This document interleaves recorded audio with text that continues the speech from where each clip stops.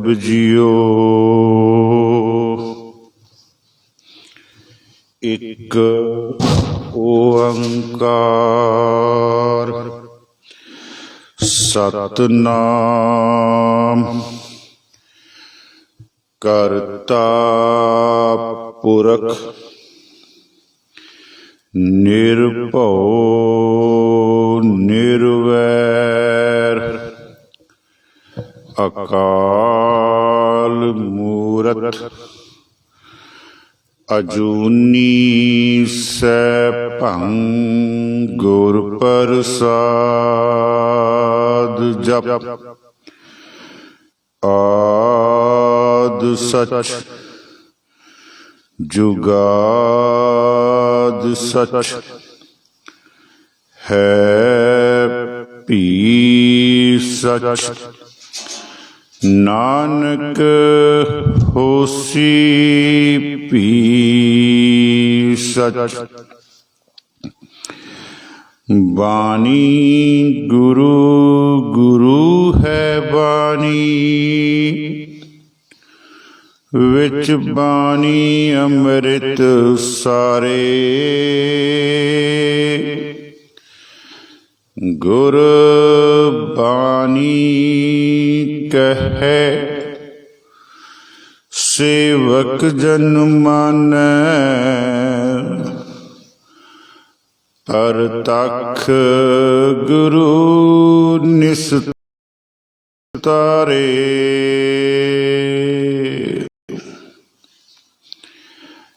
ਡੰਡੌਤ ਬੰਦਨ ਅਨੇਕ ਬਾਰ ਸਰਬ ਕਲਾ ਸਮਰੱਥ। ਡੋਲਨ ਤੇ ਰਾਖੋ ਪ੍ਰਭੂ ਨਾਨਕ ਦੇ ਕਰ ਹੱਥ।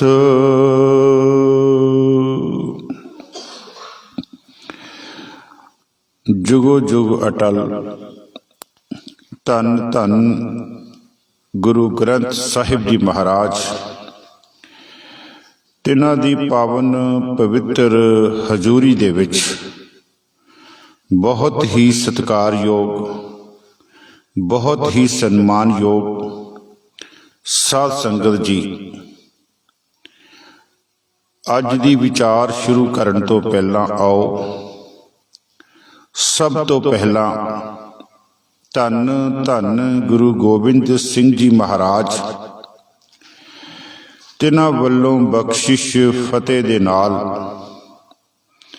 ਇੱਕੇ ਵਾਰੀ ਕਹਿਣ ਤੇ ਸਾਂਝ ਪਾਈਏ ਜੀ। ਵਾਹਿਗੁਰੂ ਜੀ ਕਾ ਖਾਲਸਾ, ਵਾਹਿਗੁਰੂ ਜੀ ਕੀ ਫਤਿਹ। ਸਾਧ ਸੰਗਤ ਜੀ,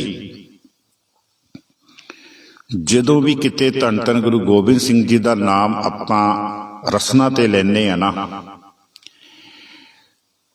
ਉਸ ਸਮੇਂ ਸਾਡਾ ਇਤਨਾ ਕੁ ਪਿਆਰ ਗੁਰੂ ਗੋਬਿੰਦ ਸਿੰਘ ਜੀ ਮਹਾਰਾਜ ਨਾਲ ਅੰਦਰੋਂ ਆਉਣਾ ਚਾਹੀਦਾ ਕਿ ਸਾਡੀਆਂ ਲੂਈ ਕੰਡੀਆਂ ਖੜੀਆਂ ਹੋ ਜਾਣ।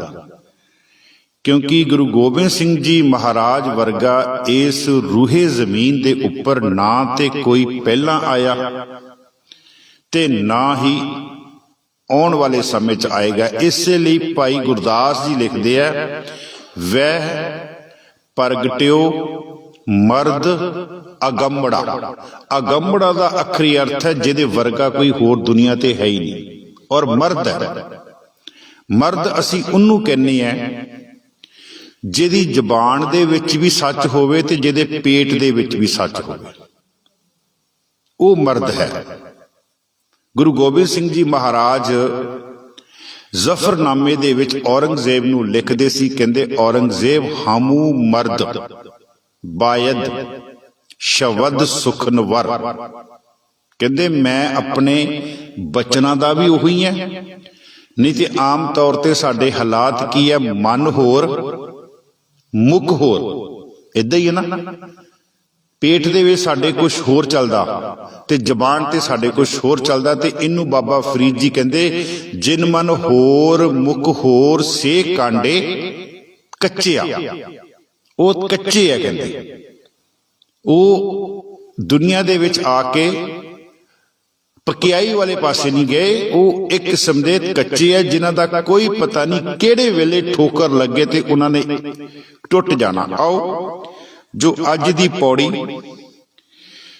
ਸੁਣੀਆਂ ਦੀਆਂ ਪੌੜੀਆਂ ਆਪਾਂ ਸਟਾਰਟ ਕੀਤੀਆਂ ਸੀਗੀਆਂ, ਅੱਜ ਆਪਾਂ ਉਹਨਾਂ ਦੀ ਤੀਸਰੀ ਪੌੜੀ, ਬਹੁਤ ਮਹਿੰਗੀ ਪੌੜੀ ਹੈ ਤੀਸਰੀ ਪੌੜੀ। ਬੜਾ ਇਸ ਮਹਾਰਾਜ ਨੇ ਇਸ ਪੌੜੀ ਦੇ ਵਿੱਚ ਖਜ਼ਾਨਾ ਰੱਖਿਆ ਸਾਡੇ ਜੀਵਨ ਨੂੰ ਸੁਧਾਰਨ ਵਾਸਤੇ। ਵੈਸੇ ਤੇ ਧੰਨ ਧੰਨ ਗੁਰੂ ਗ੍ਰੰਥ ਸਾਹਿਬ ਜੀ ਮਹਾਰਾਜ ਦਾ ਇੱਕ ਇੱਕ ਸ਼ਬਦ ਹੀ ਸਾਡੀ ਜ਼ਿੰਦਗੀ ਦੇ ਵਾਸਤੇ ਹੈ, ਉਹਨੂੰ ਸੁਧਾਰਨ ਵਾਸਤੇ ਹੈ। ਪਰ ਕੁਝ ਸ਼ਬਦ ਐਸੇ ਹੁੰਦੇ ਹਨ ਜਿਹੜੇ ਨਾ ਕਈ ਵਾਰੀ ਬਾਣੀ ਪੜ੍ਹਦਿਆਂ ਪੜ੍ਹਦਿਆਂ ਉਹ ਅੰਦਰ ਨੂੰ ਲੱਗ ਜਾਂਦੇ ਆ। ਮੈਂ ਸਵੇਰੇ ਤਕਰੀਬਨ ਇਹ ਪੌੜੀ ਨੂੰ ਦੇਖ ਰਿਹਾ ਸੀ ਆਉਣ ਤੋਂ ਪਹਿਲਾਂ, ਤੇ ਮੈਂ ਸੋਚ ਰਿਹਾ ਸੀਗਾ ਵੀ ਵਾਹ ਗੁਰੂ ਨਾਨਕ ਦੇਵ ਜੀ ਮਹਾਰਾਜ, ਤੁਸੀਂ ਕਿੱਥੋਂ ਇਹ ਮੋਤੀ ਚੱਕ ਚੱਕ ਕੇ ਲੈ ਕੇ ਆਂਦੇ ਤੇ ਉਹਨਾਂ ਮੋਤੀਆਂ ਨੂੰ ਤੁਸੀਂ ਇੱਕ ਮਾਲਾ ਦੇ ਵਿੱਚ ਪਰੋਇਆ ਤੇ ਉਸ ਮਾਲਾ 'ਚ ਪਰੋ ਕੇ ਉਹਨਾਂ ਮੋਤੀਆਂ ਦਾ ਤੁਸੀਂ ਹਾਰ ਬਣਾਇਆ ਤੇ ਸਿੱਖ ਨੂੰ ਕਿਹਾ, ਪੁੱਤ ਇਹ ਹਾਰ ਤੇਰੇ ਵਾਸਤੇ ਹੈ ਤੇ ਇਹਨੂੰ ਆਪਣੇ ਗਲੇ ਦੇ ਵਿੱਚ ਪਾ ਲੈ, ਤਾਂ ਤੂੰ ਤੇਰੀ ਸੋਭਾ ਹੋਵੇਗੀ ਜੇ ਇਹ ਹਾਰ ਤੂੰ ਆਪਣੇ ਗਲੇ ਦੇ ਵਿੱਚ ਪਾਵੇਂਗਾ। ਮਹਾਰਾਜ ਅੱਜ ਦਾ ਜੋ ਬਚਨ ਹੈ, ਮਹਾਰਾਜ ਫਰਮਾਉਂਦੇ, ਸੁਣਿਐ ਸਤ ਸੰਤੋਖ ਗਿਆਨ, ਸੁਣਿਐ 68 ਕਾ ਇਸਨਾਨ, ਇਸਨਾਨ ਬਿੰਦੀ ਨਹੀਂ ਲਾਉਣੀ ਆਪਣੇ ਕੋਲੋਂ, ਛੱਡ ਆਇਓ ਘਰ ਬਿੰਦੀਆਂ ਨਾਲ ਲੈ ਕੇ ਆਇਓ ਨਾਲ। ਮਹਾਰਾਜ ਫਰਮਾਉਂਦੇ, ਸੁਣਿਐ 68 ਕਾ ਇਸਨਾਨ, ਸੁਣਿਐ ਪੜ ਪੜ ਪਾਵਹਿ ਮਾਨ, ਪਾਵਹਿ ਮਾਨ, ਹਾ ਲੱਗਾ ਪਿੱਛੇ ਉਹਦੇ। ਸੁਣਿਐ ਪੜ ਪੜ ਪਾਵਹਿ ਮਾਨ, ਸੁਣਿਐ ਲਾਗੈ ਸਹਿਜ ਧਿਆਨ, ਲਾਗੈ ਸਹਿਜ ਧਿਆਨ, ਨਾਨਕ ਭਗਤਾ ਸਦਾ ਵਿਗਾਸ, ਸੁਣਿਐ ਦੁਖ ਪਾਪ ਕਾ ਨਾਸ। ਇਹ ਅੱਜ ਦੀ ਪੌੜੀ ਹੈ ਜੋ ਆਪਾਂ ਗੁਰੂ ਗ੍ਰੰਥ ਸਾਹਿਬ ਜੀ ਮਹਾਰਾਜ ਦੀ ਬਖਸ਼ਿਸ਼ ਦੇ ਨਾਲ ਆਪਾਂ ਇਹਦੀ ਵਿਚਾਰ ਕਰਨੀ ਹੈ। ਪਹਿਲੀ ਪੰਕਤੀ ਹੈ, ਸੁਣਿਐ ਸਤ ਸੰਤੋਖ ਗਿਆਨ। ਸਾਧ ਸੰਗਤ ਜੀ, ਆਪਾਂ ਪਰਸੋਂ ਦੇ ਅਰਥ ਕਰਦੇ ਆ ਰਹੇ ਹਾਂ ਸੁਣਨ ਦੇ ਅਰਥ।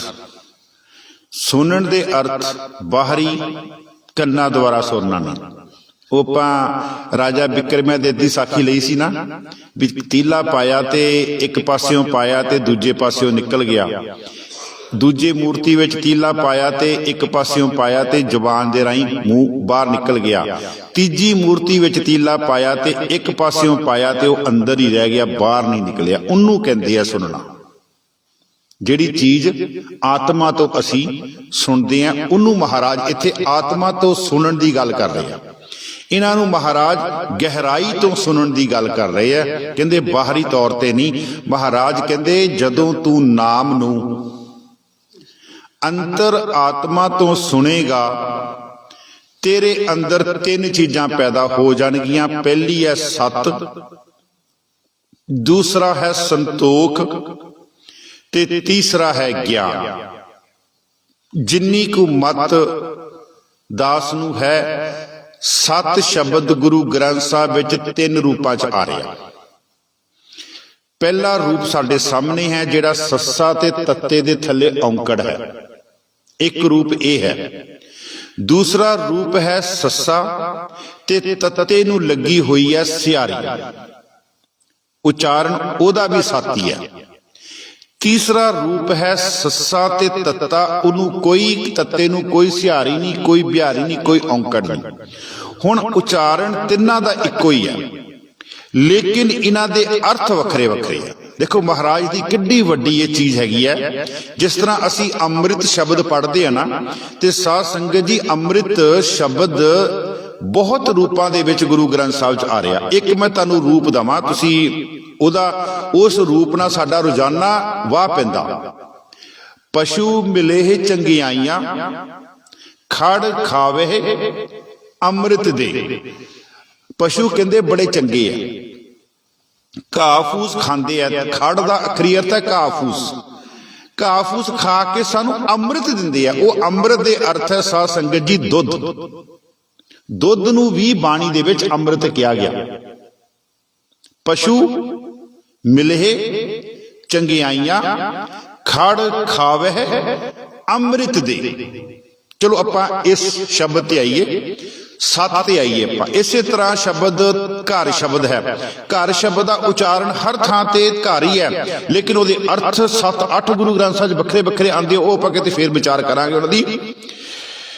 सत दा इत्थे जो तत्ते थले औंकड़ है, इनू आपां छड्ड दईए। पहलां आपां लईए सस्सा ते तत्ते नूं जिहड़ी लगी हुई है सिहारी, ओदा अर्थ की है? ओ सत दा अर्थ है साध संगत जी सच। मैं 2-3 प्रमाण दियां। सत पुरख जिन जानिया, सतगुर तिसका नौ। हुण इहदा अर्थ की है? सतपुरख का मतलब की है? उत्थे देखियो ध्यान नाल, तुसीं मेरे ख्याल च सुखमनी साहब च आउंदी पंक्ति है, ते उत्थे तत्ते लगी है सिहारी। उत्थे सत दा अखरी अर्थ है सच। जिन्ने उस सच्चे पुरख नूं जान लिया, असली सतगुरी वो है। सतपुरख जिन जानिया, सतगुर तिसका नौ। सतगुर तिसका नौ, असली उत्थे सत दा अखरी अर्थ है सच। होर जी, सतगुर की बाणी सत सत कर जानो गुर सिखो। गुरु रामदास जी महाराज का बचन है। इत्थे भी सत दे तत्ते नूं लगी हुई है सिहारी। सतगुर की बाणी सत सत कर जानो गुर सिखो, हर करता आप मोह कढ़ाई। कहते असी नहीं बोले, करते ने ये बाणी, परमात्मा ने बाणी साडी मूँह दे विचों आप कहते कढ़वाई। जिन्हों गुरु नानक देव जी कहते हैं, जैसी मैं आवे खसम की बाणी। मेरी तो बाणी है ही नहीं, कहते मेरे पिछे कहते मेरा खसम बैठा होया। गुरु नानक देव वचन है, जैसी मैं आवे खसम की बाणी, तैसड़ा करी ज्ञान वे ला लो। मैं ओही कुछ कहते ज्ञान दे रहा, कहते ओही दे रहा। इसे नूं गुरु अर्जुन देव जी कहते, हूं आपों बोलना जानदा, मैनू तो कहते बोलना नहीं होंदा। गुरु अर्जन देव जी महाराज, हूं आपों बोलना जानदा, मैं कहया सब हुक्म आओ जियो। हुक्म आओ जियो, पिछों हुक्म होया ते मैं बोलिया। कहते मैं आप नहीं बोलता, कहते मैनू पता नहीं कहते की बोलना है। गुरु अर्जन देव जी महाराज। चलो आपां सत ते आईए। सतगुर की बाणी सत सत कर जानो गुर सिखो, हर करता आप मोह कढ़ाई। एक होर प्रमाण दे के अगे चलिए।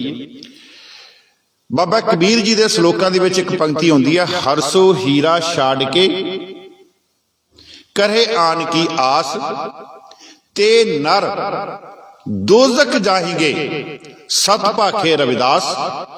बाबा कबीर जी कहते भगत रविदास जी का भी इहो ही ख्याल है, जिहड़े परमात्मा हीरा रूपी है उन्होंने छड्ड के होर दूजे पासे जाणगे, महाराज कहते वो नरक की अग विच जाके सड़नगे। मैं सच कहना, कहते उत्थे भी सत भाखे रविदास, जिहड़ा सत शब्द है उत्थे तत्ते लगी हुई है, उत्थे लगी हुई है सिहारी।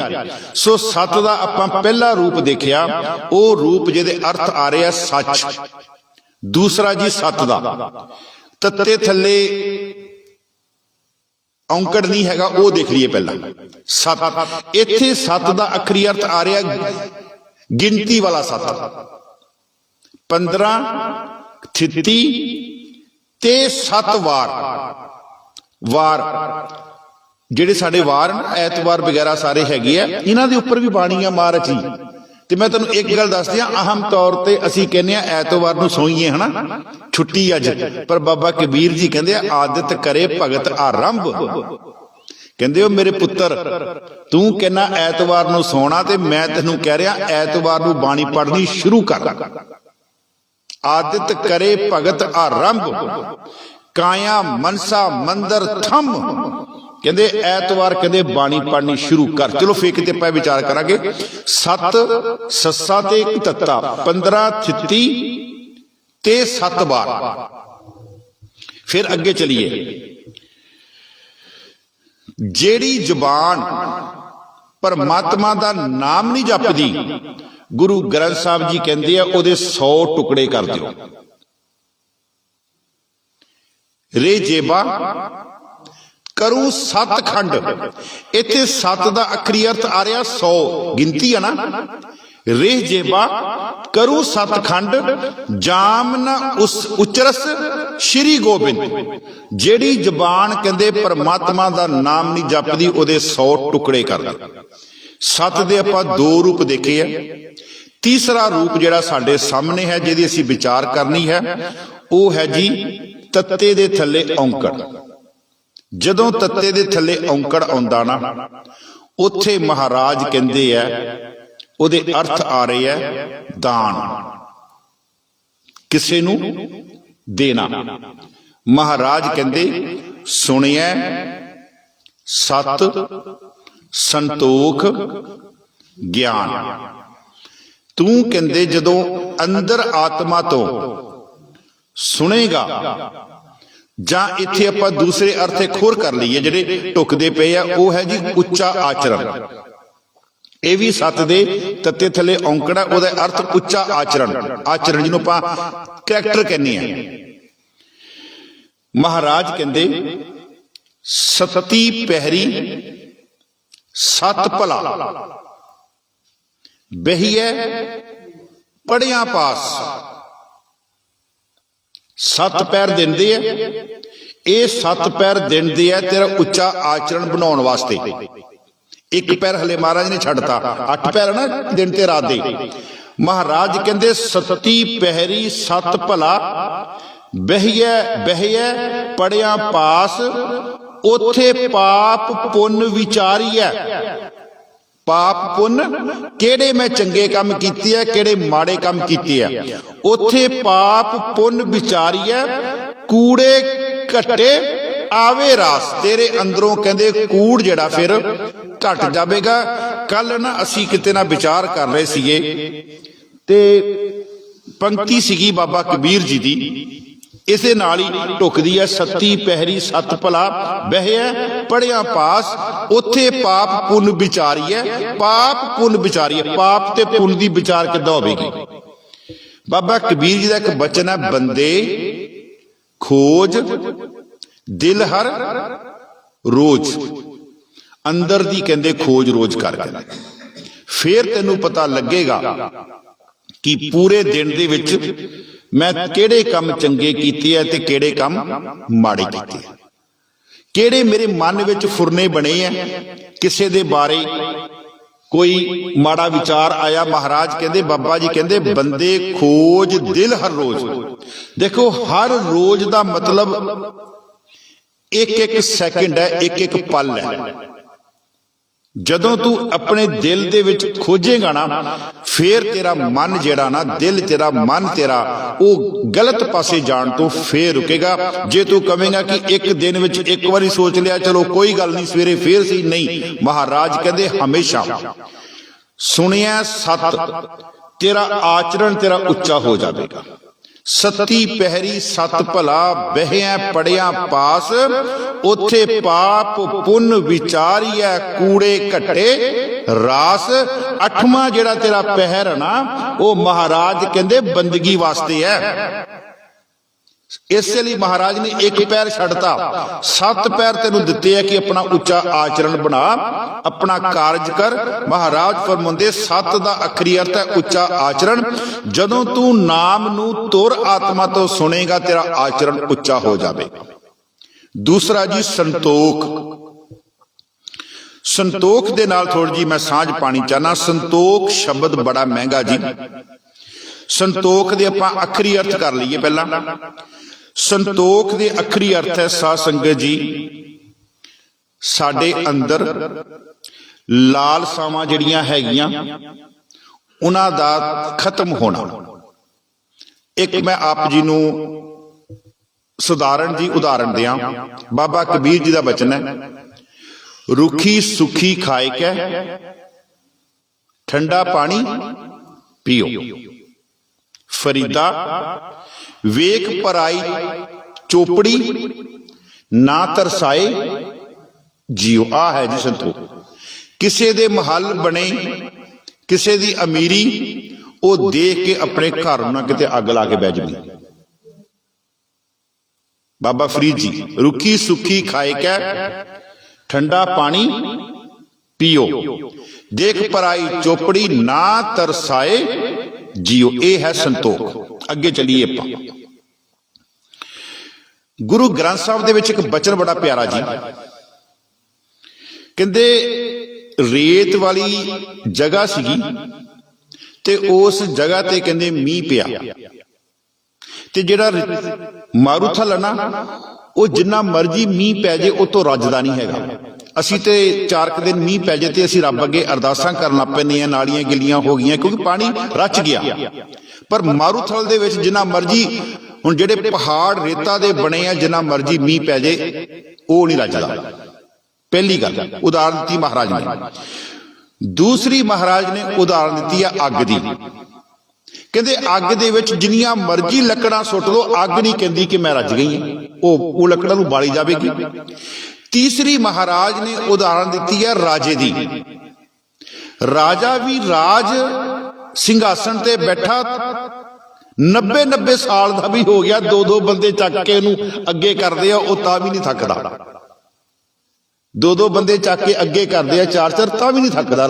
ਰਾਜ ਹੈ ਚੀਜ਼। ਮਹਾਰਾਜ ਨੇ ਸਾਰੀ ਗੱਲ ਜਿਹੜੀ ਹੈ ਲਿਖੀ ਬਾਣੀ ਚ। ਚੌਥੀ ਫਿਰ ਮਹਾਰਾਜ ਉਦਾਹਰਣ ਦਿੰਦੇ ਆ, ਕਹਿੰਦੇ ਵੀ ਜਿਹੜਾ ਇੱਕ ਨਾਮ ਜਪਣ ਵਾਲਾ ਨਾ, ਉਹਦੇ ਵੀ ਕਹਿੰਦੇ ਇਹੀ ਹਾਲਾਤ ਹੈ। ਉਹ ਵੀ ਕਹਿੰਦੇ ਨਾਮ ਜਪਣ ਤੋਂ ਕਦੀ ਨਹੀਂ ਉਹ ਥੱਕਦਾ। ਮੈਂ ਸ਼ਬਦ ਰੱਖਾਂ ਆਪ ਜੀ ਸਾਹਮਣੇ। ਮਾਰੂ ਦਾ ਅੱਖਰੀ ਅਰਥ ਹੈ ਮਾਰੂਥਲ। ਮੀਂਹ ਨਾ ਤ੍ਰਿਪਤਿਆ, ਨਹੀਂ ਉਹਨੇ ਰਜਨਾ ਕਹਿੰਦੇ। ਮਾਰੂ ਮੀਂਹ ਨਾ ਤ੍ਰਿਪਤਿਆ, ਅੱਗੀ ਲਹੇ ਨਾ ਭੁੱਖ, ਰਾਜਾ ਰਾਜ ਨਾ ਤ੍ਰਿਪਤਿਆ। ਰਾਜਾ ਜਿਹੜਾ ਉਹ ਰਾਜ ਕਰਨ ਤੋਂ ਨਹੀਂ ਕਹਿੰਦੇ ਰੱਜਿਆ। ਕਹਿੰਦੇ ਮਾਰੂ ਮੀਂਹ ਨਾ ਤ੍ਰਿਪਤਿਆ, ਅੱਗੀ ਲਹੇ ਨਾ ਭੁੱਖ, ਰਾਜਾ ਰਾਜ ਨਾ ਤ੍ਰਿਪਤਿਆ, ਸਾਇਰ ਭਰੇ ਕਿ ਸੁਖ।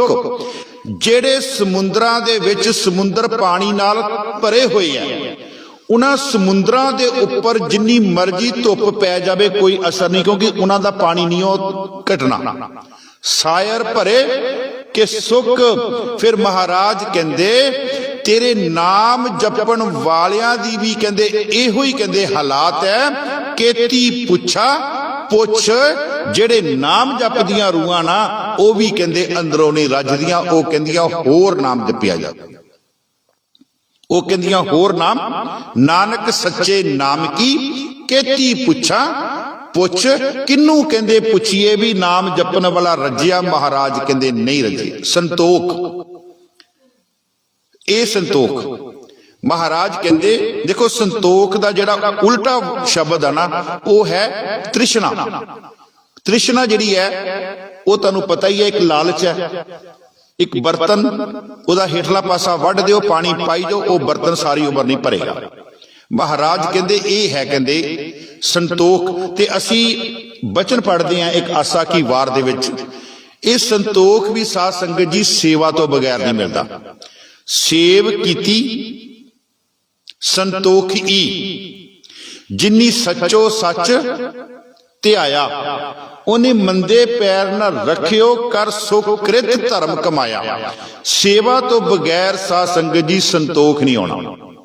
ਸੇਵ ਕੀਤੀ ਸੰਤੋਖੀ, ਜਿਨੀ ਸੱਚੋ ਸੱਚ ਧਿਆਇਆ। ਤੇ ਅਸੀਂ ਜਦੋਂ ਸ਼ਾਮ ਨੂੰ ਇੱਕ ਸ਼ਬਦ ਪੜ੍ਹਦੇ ਆਂ, ਥਾਲ ਵਿੱਚ ਤਿੰਨ ਵਸਤੂ ਪਈਓ। ਉਹ ਕਿਹੜੀਆਂ ਕਿਹੜੀਆਂ ਵਸਤੂ ਜੀ?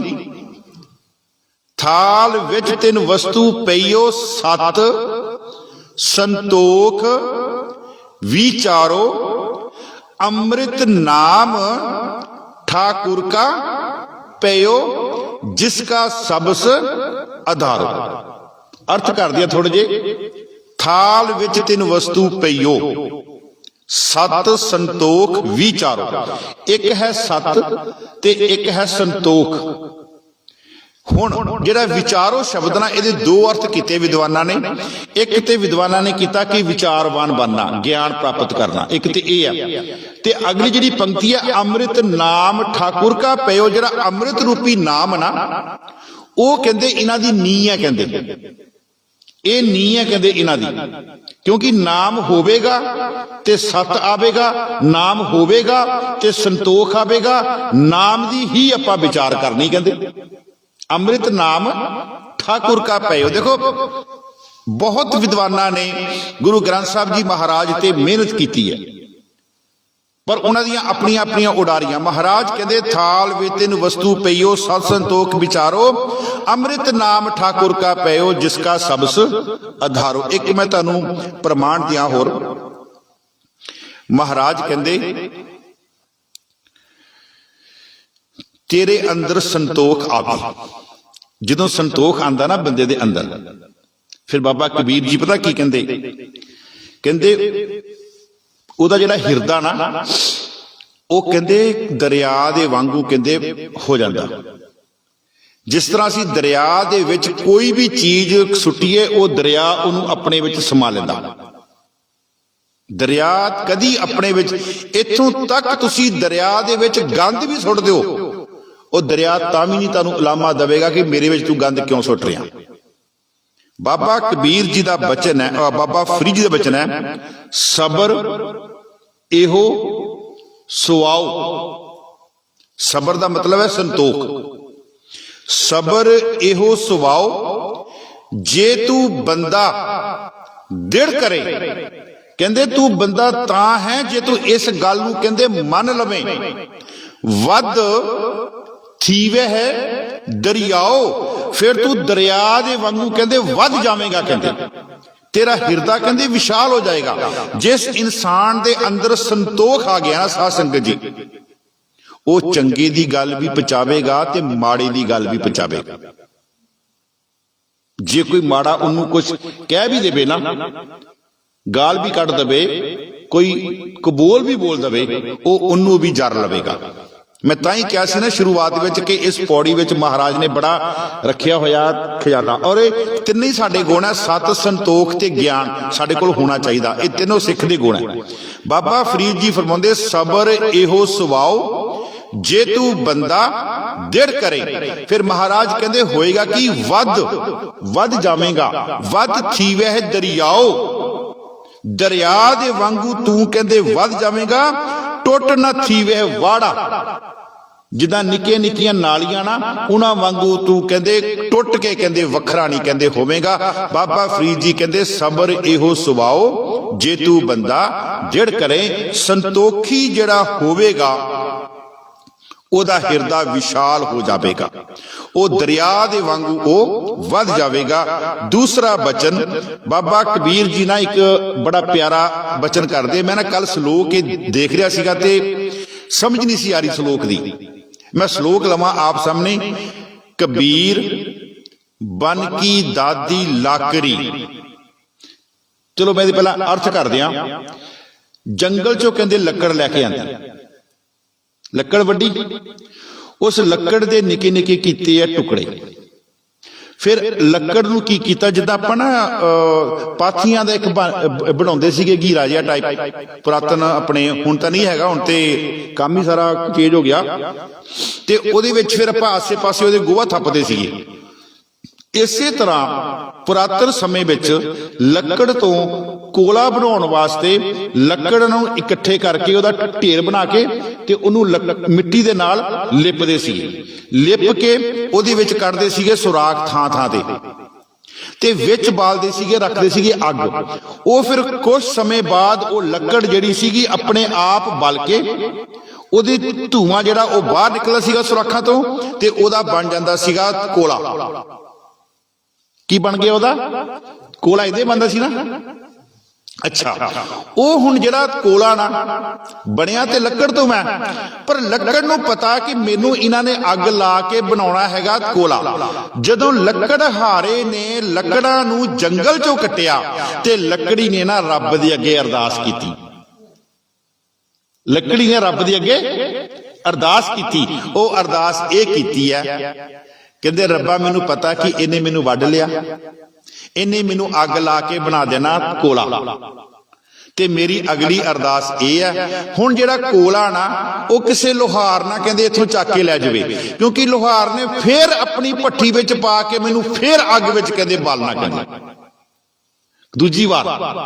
ਤੇ ਮੈਂ ਜਦੋਂ ਸ਼ਲੋਕ ਪੜਿਆ ਤੇ ਮੇਰਾ ਸ਼ਲੋਕ ਅੰਦਰ ਲੱਗਿਆ, ਦਰਅਸਲ ਉਹ ਲੱਕੜੀ ਕੀ ਹੈ, ਉਹ ਪਹਿਲੀ ਅੱਗ ਕੀ ਹੈ, ਦੂਜੀ ਅੱਗ ਕੀ ਹੈ, ਉਹ ਸਾਨੂੰ ਦੇਖਣੀ ਪਵੇਗੀ। ਪਹਿਲੀ ਅੱਗ ਕੀ ਹੈ? ਪਹਿਲੀ ਅੱਗ ਸੀ ਸਿੱਖਾ ਉਹ ਜਦੋਂ ਤੂੰ ਮਾਂ ਦੇ ਅਗਣ ਦੇ ਵਿੱਚ ਸੀ, ਗਰਭ ਦੇ ਵਿੱਚ ਸੀ, ਉਹ ਸੀ ਪਹਿਲੀ ਅੱਗ। ਜਦੋਂ ਤੂੰ ਪੈਦਾ ਹੋਇਆ ਅਰਦਾਸ ਕਰਕੇ ਪੈਦਾ ਹੋਇਆ ਕਿ ਰੱਬਾ ਦੇਖੀ ਮੈਂ ਜ਼ਮਾਨੇ ਵਿੱਚ ਚੱਲਿਆ, ਸੰਸਾਰ ਵਿੱਚ ਚੱਲਿਆ, ਕਿਤੇ ਤ੍ਰਿਸ਼ਨਾ ਦੀ ਅੱਗ ਨਾ ਮੈਨੂੰ ਫੇਰ ਲੱਗ ਜਾਵੇ। ਤ੍ਰਿਸ਼ਨਾ ਨੂੰ ਅੱਗ ਕਿਹਾ ਬਾਣੀ ਦੇ ਵਿੱਚ। ਮਹਾਰਾਜ ਕਹਿੰਦੇ, ਬਾਬਾ ਕਬੀਰ ਜੀ ਦਾ ਬਚਨ ਹੈ, ਕਬੀਰ ਬਨ ਕੀ ਦਾਦੀ ਲਾਕਰੀ ਠਾਡੀ ਕਰੇ ਪੁਕਾਰ। ਠਾਡੀ ਕਰੇ, ਠਾਡੀ ਮੈਨੇ ਖੜੀ ਹੋ ਕੇ ਪੁਕਾਰ ਕਰ ਰਹੀ ਹੈ। ਪੁਕਾਰ ਕੀ ਕਰ ਰਹੀ ਹੈ? ਮਤ ਬਸ ਪਰੂ ਲੋਹਾਰ ਕੇ, ਮੈਨੂੰ ਲੋਹਾਰ ਨਾ ਕਹਿੰਦੇ ਚੱਕ ਕੇ ਲੈ ਜਾਵੇ ਹੁਣ ਇਹਨਾਂ ਕੋਲਿਆਂ ਨੂੰ, ਮਤ ਬਸ ਪਰੂ ਲੋਹਾਰ ਕੇ ਜਾਰੇ ਦੂਜੀ ਵਾਰ, ਕਿਤੇ ਦੂਜੀ ਵਾਰ ਨਾ ਮੈਨੂੰ ਅੱਗ ਲਾ ਦੇ। ਦਰਅਸਲ ਉਹ ਲੱਕੜ ਹੈ ਸਿੱਖ ਦਾ ਸਰੀਰ, ਜਦੋਂ ਉਹ ਸਥੂਲ ਸੀਗਾ, ਛੋਟਾ ਸੀਗਾ, ਮਾਂ ਦੇ ਗਰਭ ਸੀਗਾ, ਉਸ ਸਮੇਂ ਉਹਨੇ ਅਰਦਾਸ ਕੀਤੀ, ਰੱਬਾ ਇੱਥੇ ਤੇ ਮਾਂ ਦੀ ਅੱਗ ਜਿਹੜੀ ਹੈ ਉਹ ਤੇਰੇ ਸਿਮਰਨ ਤੋਂ ਮੈਨੂੰ ਉਹਨੇ ਬਚਾ ਦਿੱਤਾ, ਪਰ ਦੁਨੀਆ ਦੀ ਜਿਹੜੀ ਤ੍ਰਿਸ਼ਨਾ ਦੀ ਅੱਗ ਹੈ, ਦੁਨੀਆ ਸੰਸਾਰ ਦੀ ਅੱਗ ਹੈ, ਉਹਦੇ ਵਿੱਚ ਜਾ ਕੇ ਨਾ ਮੈਨੂੰ ਫੇਰ ਦੁਬਾਰਾ ਕਿਤੇ ਅੱਗ ਲੱਗ ਜਾਵੇ, ਤ੍ਰਿਸ਼ਨਾ ਦੀ ਅੱਗ ਨਾ ਮੈਨੂੰ ਲੱਗ ਜਾਵੇ, ਉੱਥੇ ਫੇਰ ਮੇਰਾ ਬਚਾ ਨਹੀਂ ਹੋਣਾ। ਮੈਂ ਜਦੋਂ ਸ਼ਲੋਕ ਪੜਿਆ ਨਾ, ਮੈਨੂੰ ਬੜਾ ਸ਼ਲੋਕ ਪੜ ਕੇ ਆਨੰਦ ਆਇਆ। ਦੇਖੋ ਸਾਡੇ ਦੋ ਸਰੀਰ ਹੈ ਜੀ, ਇੱਕ ਸਰੀਰ ਉਹ ਹੈ ਜਿਹੜਾ ਅਸੀਂ ਲੈ ਕੇ ਇੱਥੇ ਬੈਠੇ ਆ, ਤੁਸੀਂ ਮੇਰੇ ਸਾਹਮਣੇ ਬੈਠੇ ਹੋ, ਮੈਂ ਤੁਹਾਡੇ ਸਾਹਮਣੇ ਬੈਠੇ ਆ। ਇੱਕ ਸਾਡਾ ਸਰੀਰ ਉਹ ਹੈ, ਕਿਉਂਕਿ ਇਹਨੂੰ ਤਾਂ ਲਾ ਦੇਣੀ ਆ ਅੱਗ ਜਦੋਂ ਇਹਦਾ ਦੌੜਨਾ ਭੱਜਣਾ ਮੁੱਕ ਜਾਣਾ। ਇੱਕ ਸਰੀਰ ਉਹ ਹੈ ਜਿਹੜਾ ਰੱਬ ਦੀ ਦਰਗਾਹ ਦੇ ਵਿੱਚ ਜਾਣਾ, ਜਿਹੜਾ ਸਾਨੂੰ ਦਿਖਾਈ ਨਹੀਂ ਦੇ ਰਿਹਾ। ਇਹ ਬਾਣੀ ਮੰਨਦੀ ਹੈ, ਕਿਉਂਕਿ ਰੱਬ ਦੇ ਵੀ ਆਪਾਂ ਦੋ ਰੂਪ ਮੰਨਦੇ ਆ, ਸਰਗੁਣ ਨਿਰਗੁਣ ਨਿਰੰਕਾਰ। ਸਰਗੁਣ ਮੈਨੇ ਜਿਹੜਾ ਦਿਖਾਈ ਦੇ ਰਿਹਾ, ਨਿਰਗੁਣ ਦਾ ਅਖਰੀ ਅਰਥ ਜਿਹੜਾ ਨਹੀਂ ਦਿਖਾਈ ਦੇ ਰਿਹਾ। ਇਸੇ ਤਰ੍ਹਾਂ ਪਰਮਾਤਮਾ ਨੇ ਸਾਡਾ ਇੱਕ ਸੂਖਸ਼ਮ ਜਿਹੜਾ ਸਰੀਰ ਹੈ ਨਾ ਉਹ ਬਣਾਇਆ, ਉਹ ਸਰੀਰ ਜਿਹੜਾ ਪਰਮਾਤਮਾ ਦੀ ਦਰਗਾਹ ਜਾਣਾ, ਇਹ ਤੇ ਆਪਣਾ ਇੱਥੇ ਹੀ ਰਹਿ ਜਾਣਾ। ਬਾਬਾ ਕਬੀਰ ਜੀ, ਬਾਬਾ ਫਰੀਦ ਜੀ ਕਹਿੰਦੇ, ਬਾਬਾ ਕਬੀਰ ਜੀ ਕਹਿੰਦੇ ਲੱਕੜੀ ਜਿਹੜੀ ਨਾ ਉਹ ਪੁਕਾਰ ਕਰ ਰਹੀ ਹੈ ਪਰਮਾਤਮਾ ਦੇ ਚਰਨਾਂ ਦੇ ਵਿੱਚ ਕਿ ਇੱਥੇ ਤੇ ਮੈਨੂੰ ਅੱਗ ਲਾ ਕੇ ਤੁਸੀਂ ਕੋਲੇ ਬਣਾ ਦਿੱਤਾ, ਹੁਣ ਅੱਗੇ ਮੇਰੀ ਅਰਦਾਸ ਹੈ ਮੈਨੂੰ ਲੋਹਾਰ ਨਾ ਕਿਤੇ ਲੈ ਜਾਵੇ, ਮੈਨੂੰ ਫੇਰ ਨਾ ਕਿਤੇ ਦੂਜੀ ਵਾਰ ਜਾ ਕੇ ਮੈਨੂੰ ਅੱਗ ਜਿਹੜੀ ਹੈ ਉਹਦੇ ਵਿੱਚ ਸੜਨਾ ਪਵੇ। ਗੁਰੂ ਨਾਨਕ ਦੇਵ ਜੀ ਮਹਾਰਾਜ ਫਰਮਾਉਂਦੇ, ਸੁਣਿਆ ਸਤ ਸੰਤੋਖ। ਅੱਛਾ, ਇੱਕ ਹੋਰ ਗੁਰੂ ਅੰਗਦ ਦੇਵ ਜੀ ਮਹਾਰਾਜ ਦਾ ਬਚਨ ਜੀ। ਗੁਰੂ ਅੰਗਦ ਦੇਵ ਜੀ ਮਹਾਰਾਜ ਪਤਾ ਕੀ ਕਹਿੰਦੇ? ਕਹਿੰਦੇ ਆ ਮੇਰੀਆਂ ਜਿਹੜੀ ਬੋਲ ਹੈ ਨਾ, ਇਹਨਾਂ ਨੂੰ ਵੀ ਕਹਿੰਦੇ ਸੰਤੋਖ ਨਹੀਂ ਆਇਆ। ਆ ਜਿਹੜੇ ਮੇਰੇ ਕੰਨ ਹੈ ਇਹਨਾਂ ਨੂੰ ਵੀ ਕਹਿੰਦੇ ਸੰਤੋਖ ਨਹੀਂ ਆਇਆ। ਆ ਜਿਹੜੀ ਮੇਰੀ ਭੁੱਖ ਹੈ ਇਹਨੂੰ ਵੀ ਕਹਿੰਦੇ ਰੱਜੀ ਨਹੀਂ। ਕਹਿੰਦੇ ਬਾਬਾ ਗੁਰੂ ਅੰਗਦ ਦੇਵ ਜੀ ਫਰਮਾਉਂਦੇ, ਆਖਣ ਆਖ ਨਾ ਰੱਜਿਆ। ਮੈਂ ਬੋਲ ਬੋਲ ਕੇ ਮੇਰੀ ਜ਼ੁਬਾਨ ਕਹਿੰਦੇ ਥੱਕੀ ਨਹੀਂ। ਕਹਿੰਦੇ ਅਸੀਂ ਆਨੰਦ ਸਾਹਿਬ ਪੜ੍ਹਦੇ ਆ, ਉਹ ਚ ਮਹਾਰਾਜ ਦੀ ਬੜੀ ਪਿਆਰੀ ਪੰਕਤੀ ਹੁੰਦੀ ਹੈ, ਇਹ ਰਸਨਾ ਤੂੰ ਅਨਰਸ ਅਨਰਸ, ਹੋਰ ਰਸਾਂ ਚ ਪਈ ਹੋਈਆਂ, ਜਿਹੜਾ ਅਸਲੀ ਰਸ ਸੀਗਾ ਉਹ ਤੂੰ ਨਹੀਂ ਲਿਆ। ਬਾਬਾ ਗੁਰੂ ਅੰਗਦ ਦੇਵ ਜੀ ਮਹਾਰਾਜ ਫਰਮਾਉਂਦੇ, ਆਖਣ ਆਖ ਨਾ ਰੱਜਿਆ ਸੁਣਨ ਨਾ ਰੱਜੇ ਕੰਨ। ਸੁਣਨ ਨਾ ਰੱਜੇ। ਇੱਕ ਨਾ 90 ਕੁ ਸਾਲ ਦਾ ਬਜ਼ੁਰਗ ਸੀਗਾ। ਨੂੰਹ ਨੇ ਕਹਿਣਾ, ਬਾਬਾ ਜੀ ਪਿਤਾ ਜੀ ਗੁਰਦੁਆਰੇ ਜਾਇਆ ਕਰੋ ਮਾੜਾ ਮੋਟਾ। ਪੁੱਤ ਮੇਰਾ ਲੱਕ ਦੁਖਦਾ, ਮੇਰੀਆਂ ਲੱਤਾਂ ਦੁਖਦੀਆਂ, ਮੇਰੇ ਗੋਡੇ ਦੁਖਦੇ, ਨਹੀਂ ਜਾਉਂਦਾ, ਮੰਜੇ ਤੇ ਪਿਆ ਰਹਿਣਾ। ਇੱਕ ਦਿਨ ਕੀ ਹੋ ਗਿਆ, ਅਚਾਨਕ ਨਾਲ ਦੇ ਗੁਆਂਢੀਆਂ ਦੇ ਘਰ ਭਾਣਾ ਵਰਤ ਗਿਆ। ਭਾਣਾ ਮਤਲਬ ਕਿ ਚਲੋ ਉਹਨਾਂ ਦੀ ਬੱਚੀ ਨੇ ਕੁਛ ਐਸਾ ਕਾਰਜ ਕਰਤਾ। ਨੂੰਹ ਨੇ ਆ ਕੇ ਹੌਲੀ ਦਾ ਨਹੀਂ ਕਿਹਾ, ਬਾਪੂ ਆ ਨਾਲ ਦੇ ਗੁਆਂਢੀਆਂ ਦੇ ਘਰ ਕੀ ਹੋ ਗਿਆ। ਫਟਾਫਟ ਉੱਠ ਕੇ ਬਹਿ ਗਿਆ, ਕਹਿੰਦਾ ਧੀਏ ਮੈਨੂੰ ਸਾਰੀ ਗੱਲ ਸੁਣਾ, ਕੀ ਹੋਇਆ। ਜਦੋਂ ਉਹ ਗੁਰੂ ਦੇ ਦਰਵਾਜ਼ੇ ਤੇ ਜਾਣ ਦੀ ਗੱਲ ਕਰਦੀ ਸੀ, ਉਦੋਂ ਮੇਰਾ ਲੱਕ ਦੁਖਦਾ, ਮੇਰਾ ਗੋਡੇ ਦੁਖਦੇ। ਤੇ ਜਦੋਂ ਗੁਆਂਢੀਆਂ ਦੇ ਘਰ ਭਾਣਾ ਵਰਤ ਗਿਆ, ਸ਼ਾਮ ਨੂੰ ਪੰਚਾਇਤ, ਤੇ ਆਪਣੇ ਮੁੰਡੇ ਨੂੰ ਕਹਿੰਦਾ ਫੋਨ ਕਰ, ਉਹਨੂੰ ਕਹ ਸ਼ਾਮੀ ਮੈਨੂੰ ਆ ਕੇ ਪੰਚਾਇਤ ਵਿੱਚ ਲੈ ਜਾ, ਮੈਂ ਸੁਣਨਾ ਚਾਹੁੰਦਾ। ਮਹਾਰਾਜ ਕਹਿੰਦੇ ਆਖਣ ਆਖ ਨਾ ਰੱਜਿਆ, ਸੁਣਨ ਨਾ ਰੱਜੇ ਕੰਨ। ਇਹ ਕੰਨ ਜਿਹੜੇ ਲੋਕਾਂ ਦੀਆਂ ਚੁਗਲੀਆਂ ਸੁਣ ਸੁਣ ਕੇ ਨਾ ਇਹ ਰੱਜੇ ਨਹੀਂ ਕਹਿੰਦੇ। ਮਹਾਰਾਜ ਫਰਮਾਉਂਦੇ ਆਖਣ ਆਖ ਨਾ ਰੱਜਿਆ, ਸੁਣਨ ਨਾ ਰੱਜੇ ਕੰਨ, ਅੱਖੀ ਦੇਖ ਨਾ ਰੱਜੀਆਂ। ਅੱਖਾਂ ਵੀ ਸਾਡੀਆਂ ਨਹੀਂ ਰੱਜੀਆਂ। ਇਹ ਅੱਖਾਂ ਨੇ ਤੇ ਸਾਰੇ ਪੁਆੜੇ ਪਾਏ ਹੋਏ ਆ। ਅੱਖੀ ਦੇਖ ਨਾ ਰੱਜੀਆਂ, ਗੁਣ ਗਾਹਕ ਇੱਕ ਵੰਨ, ਵੱਖਰੇ ਵੱਖਰੇ ਰੂਪ ਦੇਖਦੀਆਂ ਪਈਆਂ ਅੱਖਾਂ ਹੀ। ਵਨ ਮੈਨੇ ਵੱਖਰੇ ਵੱਖਰੇ ਕਿਸਮ ਦੇ। ਫਿਰ ਮਹਾਰਾਜ ਕਹਿੰਦੇ ਭੁੱਖਿਆਂ ਭੁੱਖ ਨਾ ਉਤਰੇ, ਗੱਲੀ ਭੁੱਖ ਨਾ ਹੋਏ। ਬੰਦਾ ਕਹਿੰਦਾ ਮੈਂ ਸੰਤੋਖਿਆ ਗਿਆ, ਮੇਰੀ ਭੁੱਖ ਉਤਰ ਗਈ, ਨਹੀਂ, ਗੱਲਾਂ ਦੇ ਨਾਲ ਨਹੀਂ ਉਤਰਨੀ। ਮਹਾਰਾਜ ਕਹਿੰਦੇ ਨਾਨਕ ਭੁੱਖਾ ਤਾਂ ਰੱਜੇ, ਜਾਂ ਗੁਣ ਕਹਿ ਗੁਣੀ ਸਮਾਏ। ਉਸ ਗੁਣੀ ਪਰਮਾਤਮਾ ਨੂੰ ਆਪਣੇ ਹਿਰਦੇ ਵਿੱਚ ਜਿੰਨੀ ਦੇਰ ਤੱਕ ਨਹੀਂ ਨਾ ਵਸਾਇਆ, ਓਨੀ ਦੇਰ ਤੱਕ ਤੇਰੀ ਭੁੱਖ ਜਿਹੜੀ ਹੈ ਨਾ ਉਹ ਨਹੀਂ ਉਤਰਨੀ। ਆਓ ਮਹਾਰਾਜ ਅੱਗੇ ਫਰਮਾਉਂਦੇ, ਸੁਣਿਆ ਸਤ ਸੰਤੋਖ ਗਿਆਨ।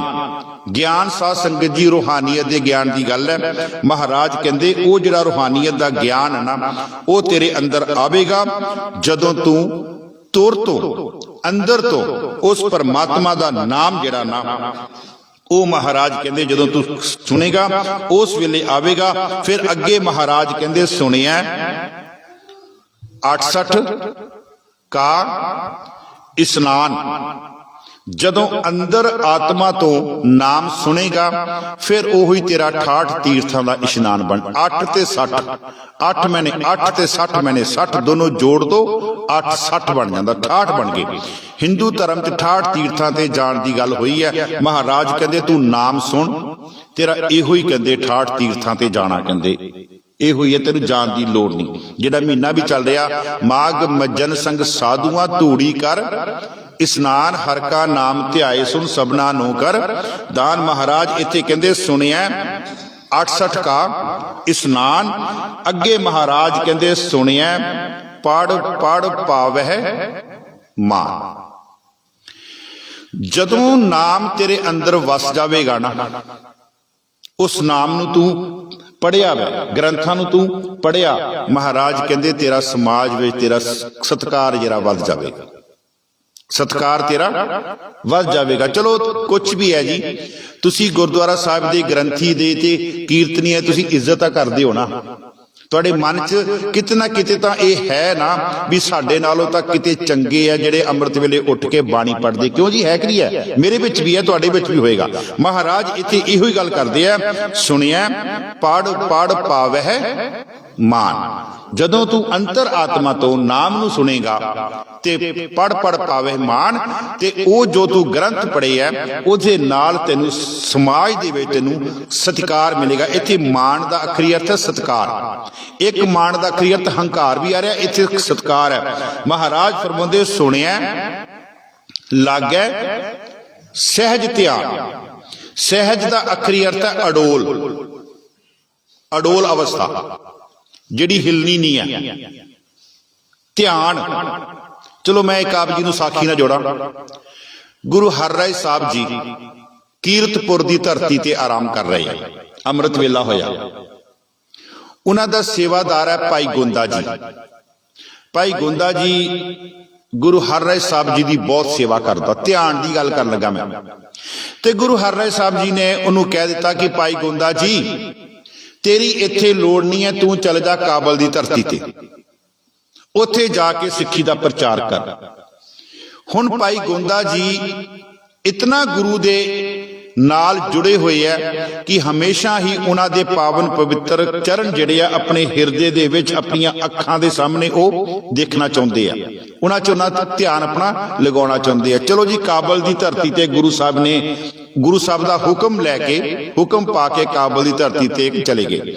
ਅੱਜ ਕਾਬਲ ਦੀ ਧਰਤੀ ਤੇ ਨਾ ਅੰਦਰ ਇੱਕ ਬਿਹਬਲ ਜੀ ਆਈ, ਇੱਕ ਤੜਪ ਜੀ ਪੈਦਾ ਹੋਈ। ਦੂਸਰਾ ਗੁਰੂ ਸਾਹਿਬ ਨੇ ਕਿਹਾ ਸੀ ਤੂੰ ਵਾਪਸ ਨਹੀਂ ਆਉਣਾ, ਤੇ ਹੁਣ ਉਹ ਵੀ ਗੁਰੂ ਸਾਹਿਬ ਦਾ ਹੁਕਮ ਸੀਗਾ ਤੇ ਅੰਦਰ ਇੱਕ ਤੜਪ ਸੀਗੀ। ਅੰਮ੍ਰਿਤ ਵੇਲੇ ਉੱਠਿਆ, ਇਸ਼ਨਾਨ ਕੀਤਾ, ਬਾਣੀ ਪੜਨ ਲੱਗਿਆ, ਪੜਦਿਆਂ ਗੁਰੂ ਹਰਿਰਾਏ ਸਾਹਿਬ ਜੀ ਦੇ ਚਰਨਾਂ ਦੇ ਵਿੱਚ ਧਿਆਨ ਲਾ ਕੇ ਉੱਥੇ ਬੈਠਾ ਗੁਰੂ ਸਾਹਿਬ ਦੇ ਚਰਨਾਂ ਨੂੰ ਫੜ ਲਏ। 1 ਘੰਟਾ ਹੋਵੇ, 2 ਘੰਟੇ ਹੋਣ, 3 ਘੰਟੇ ਹੋਣ, ਗੁਰੂ ਸਾਹਿਬ ਦੇ ਚਰਨ ਫੜ ਕੇ ਬੈਠਾ। ਕੀਰਤਪੁਰ ਸਾਹਿਬ ਦੀ ਧਰਤੀ ਤੇ ਕੀਰਤਨ ਚੱਲ ਰਿਹਾ, ਇੱਕ ਜਥਾ ਉੱਠਿਆ, ਦੂਜਾ ਬੈਠਾ, ਇੱਕ ਰਬਾਬੀ ਉੱਠਿਆ, ਦੂਜਾ ਬੈਠਾ, ਗੁਰੂ ਸਾਹਿਬ ਜੀ ਅਡੋਲ ਬੈਠੇ। ਗੁਰੂ ਸਾਹਿਬ ਜੀ ਨੂੰ ਤਕਰੀਬਨ 1.5 ਪਹਿਰ ਹੋ ਗਿਆ, 6 ਘੰਟੇ ਹੋ ਗਏ, ਗੁਰੂ ਸਾਹਿਬ ਜੀ ਅਡੋਲ ਬੈਠੇ। ਸੰਗਤਾਂ ਵੀ ਹੁਣ ਸੰਗਤਾਂ ਪੁੱਛ ਤਾਂ ਸਕਦੀਆਂ ਨੇ ਵੀ ਗੁਰੂ ਸਾਹਿਬ ਜੀ ਉੱਠੋ, ਸੰਗਤਾਂ ਵੀ ਸੋਚ ਰਹੀਆਂ ਵੀ ਹੋਇਆ ਕੀ ਹੈ। ਅਚਾਨਕ ਭਾਈ ਗੋਂਦੇ ਨੇ ਜਦੋਂ ਆਪਣਾ ਧਿਆਨ ਹਟਾਇਆ ਤੇ ਗੁਰੂ ਸਾਹਿਬ ਜੀ ਉੱਠ ਪਏ। ਸੰਗਤਾਂ ਨੇ ਪੁੱਛਿਆ ਗੁਰੂ ਸਾਹਿਬ ਜੀ ਇਹ ਕੀ ਹੋਇਆ, ਅੱਜ ਤੁਸੀਂ ਲੰਗਰ ਨਹੀਂ ਛਕਿਆ, ਸ਼ਾਹ ਵੇਲਾ ਨਹੀਂ ਛਕਿਆ, ਸਮਾਂ ਹੋ ਗਿਆ, ਦੁਪਹਿਰ ਹੋ ਗਈ। ਕਹਿੰਦੇ ਮੈਂ ਕੀ ਕਰਾਂ, ਮੈਨੂੰ ਗੋਂਦਾ ਕਹਿੰਦੇ ਉੱਠਣ ਦੇਵੇ ਤੇ ਮੈਂ ਉੱਠਾਂ। ਗੁਰੂ ਸਾਹਿਬ ਜੀ ਉਹ ਤਾਂ ਕਾਬਲ ਦੀ ਧਰਤੀ ਤੇ ਹੈ, ਉਹਨੇ ਤੁਹਾਨੂੰ ਕਿੱਥੋਂ ਫੜਿਆ? ਕਹਿੰਦੇ ਉਹਨੇ ਧਿਆਨ ਦੇ ਨਾਲ ਮੇਰੇ ਚਰਨਾਂ ਨੂੰ ਕਹਿੰਦੇ ਫੜ ਕੇ ਰੱਖਿਆ, ਉਹ ਆਪਣੇ ਕਹਿੰਦੇ ਮੇਰੇ ਚਰਨ ਛੱਡੇ ਤੇ ਮੈਂ ਕਹਿੰਦੇ ਉੱਠ ਕੇ ਲੰਗਰ ਵਿੱਚ ਆਵਾਂ। ਇੱਥੇ ਮਹਾਰਾਜ ਕਹਿੰਦੇ ਸੁਣਿਆ ਲੱਗੈ ਸਹਿਜ ਧਿਆਨ। ਸਾਧ ਸੰਗਤ ਜੀ ਧਿਆਨ ਜਿਹੜਾ ਨਾ ਬਹੁਤ ਜ਼ਰੂਰੀ ਹੈ।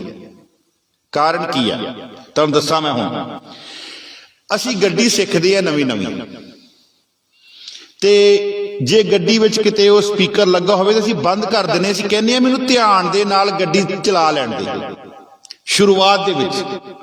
ਸ਼ੁਰੂਆਤ ਵਿੱਚ ਧਿਆਨ ਬੜਾ ਚਾਹੀਦਾ।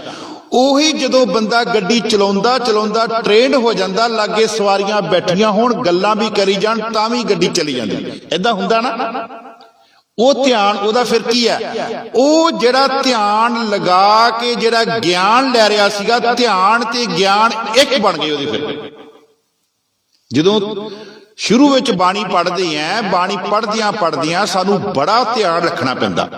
ਫਿਰ ਮਹਾਰਾਜ ਦੀ ਬਖਸ਼ਿਸ਼ ਹੁੰਦੀ ਆ, ਉਹ ਬਾਣੀ ਸਾਡੀ ਰਸਨਾ ਤੇ ਟਿਕ ਜਾਂਦੀ ਹੈ। ਫਿਰ ਅਸੀਂ ਆਪ ਮੁਹਾਰੇ ਉਹ ਬਾਣੀ ਪੜ੍ਹਦੇ ਆ। ਏਦਾਂ ਹੁੰਦੀ ਹੈ ਨਾ।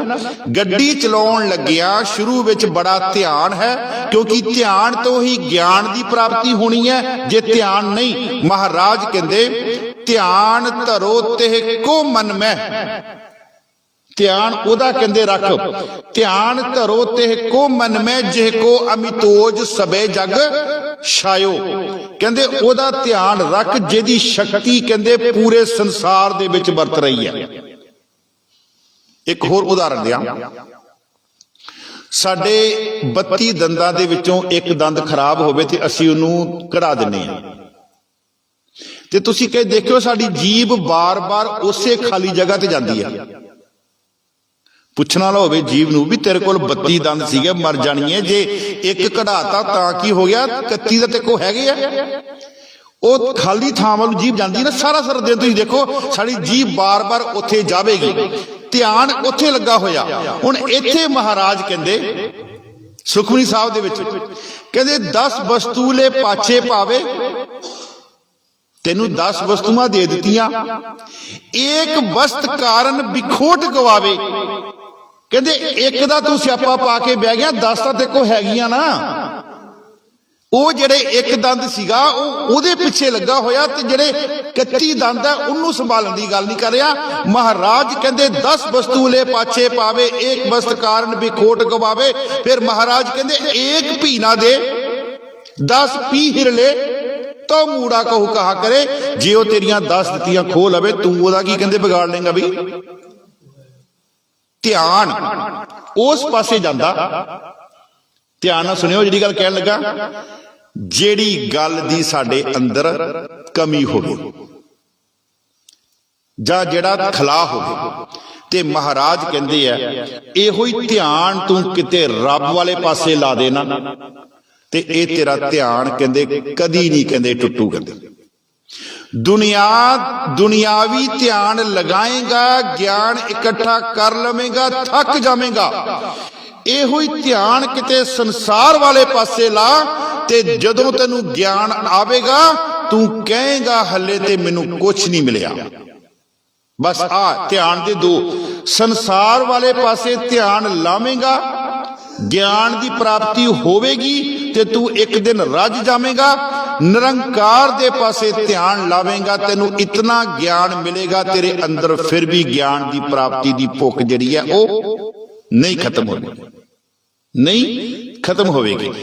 महाराज कहंदे सुनिया लागै सहज ध्यान। कोई भी काम ध्यान दे नाल करांगे ते ओ काम पूरा होएगा। निक्की जी उदाहरण असीं बच्चों नूं कहने पुੱਤ ध्यान नाल पढ़, ध्यान नाल पढ़। ध्यान नाल पढ़ेगा ते जिहड़ी पढ़ाई है उहदा ज्ञान प्राप्त होवेगा उहनूं। जे ओ बेध्याना पढ़ेगा ते ओ गल नहीं बनेगी। महाराज इत्थे फरमाउंदे सुनिया लागे सहज ध्यान। आखिरी पंक्ति आपां इहदी अर्थ कर चुके हैं। नानक भगता सदा विगास सुनिया दुख पाप का नाश, नानक भगता सदा विगास। एक उदाहरण देके मैं संपता वाल आवां। गुरु गोबिंद सिंह जी महाराज चमकौर दी गढ़ी दे विच ते उन्हां दा वड्डा साहिबजादे। अच्छा एक और बेनती करा, असी ना साहिबजादे शब्द कई बारी अपने बच्चों वास्ते वरत लेने, बिल्कुल नहीं हैगा। ये साहिबजादे शब्द सिर्फ ते सिर्फ साहिबां दे वल्लों जिहड़े जम्मे होए आ उन्हां दे वास्ते है। मेरी गल समझ गए ना? साडे बच्चों वास्ते शब्द साहिबजादा नहीं हैगा। सासंग मैं बेनती कर रहा सीगा कि बाबा अजीत सिंह जी की शहादत हुई है। बाबा अजीत सिंह जी तो बाद उन्हां दा छोटा भरा बाबा जोरावर सिंह, उन्हां दी शहादत हुई है। माफ करना, जुझार सिंह जी की, जुझार सिंह की शहादत हुई है। ते उत्थे एक विद्वान बड़ा प्यारा लिखदा, हस शहीदी पा गया जद लाल छुटेरा, अखियां सावे हो गया। गल है विगास दी, हसना जिन्हों कहते हैं खेड़ा। हस शहीदी पा गया जद लाल छुटेरा, अखियां सावे हो गया ओ बेरा बेरा। बेरा बेरा मैंने टुकड़े टुकड़े। ते ओ फिर की लिखदा, कहंदा धन कलगियां वालिया धन तेरा जेरा। कहंदे धन कलगियां वालिया धन तेरा जेरा, तेरे सामने तेरा पुत्र हसदा हसदा जिहड़ा हैगा उन्हें शहीदी दा जामा कहंदे पीता। और कलगियां वालिया मैं तेरे जिगरे तो कुर्बान जाना, वाह तेरा जिगरा धन तेरा जिगरा। इत्थे महाराज कहंदे नानक भगतां सदा विगास। भाई मती दास जी दे शरीर दे विचों ना आरा लगे चलाउण, ते भाई मती दास नूं क्या कहंदे भी खून बहुत निकलना। ते भाई मती दास जी कहंदे कहंदे मैं ना दुनिया दे सारे पदार्थां दा स्वाद लिया, कहंदे ते इहदा नहीं लिया। कहंदे तू इदां करी दो कू उंगलां चला के ना आरा ते रुक जाई, कहंदे ते मैनू दस दी, मैं तेनू दस दांगा इहदा स्वाद किवें दा। ते उस जलाद ने इदा ही किया। ते उत्थे विद्वान पता की लिखदा, दो उंगलां जद सीस विच आरे पाया चीर। फिर अगे बोले मती दास जी बोल दे, सुन ओ काजी तर धीर। रोम रोम विच मैंडड़े, प्रीतम वसिया आप। आरा मैनू भौंदा, कहंदे ते मैनू स्वाद ही बड़ा लगा। कहंदे आरा मैनू भौंदा। धर्म छड्डना पाप, टुकड़े इस शरीर दे। करे जे लख करोड़, तापी धर्म ना छड्ड सा, तेरा दीन नहीं है लोड़। आरा प्यारा लगदा, प्यारा कदों बनाए। सिर जावे ता जाए, मेरा सिक्खी सिदक ना। नानक भगतां सदा विकास। सदा विकास, सदा दा मतलब थोड़े समय दा सुख नहीं, हमेशा आनंद उन्हां दे अंदर। कहंदे आरा प्यारा लगदा, प्यारा कदों बनाए। सिर जावे ता जाए, मेरा सिक्खी सिदक ना जाए। नानक भगतां सदा विकास, सुनिया दुख पाप का नास।